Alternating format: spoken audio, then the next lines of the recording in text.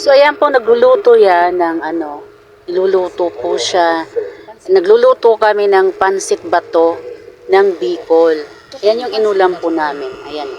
Tapos mamaya may ano yan, may sahog. Kaya, kunting ano muna, halukay. Kunting halo-halo. So, ayan, meron na siyang mga sahog dyan. Lettuce ricados, meron na siyang chicharon, at iba pa. Magkita nyo naman, masarap ang lutong pansit bato ng Bicol. So, ayan. Tara, let's kain na. Masarap to yung ulam. Masarap din pang palaman ng tinapay. O kahit papakin, kasi hindi man siya masyadong maalat. So, ayan lang. Thank you for watching. Bye!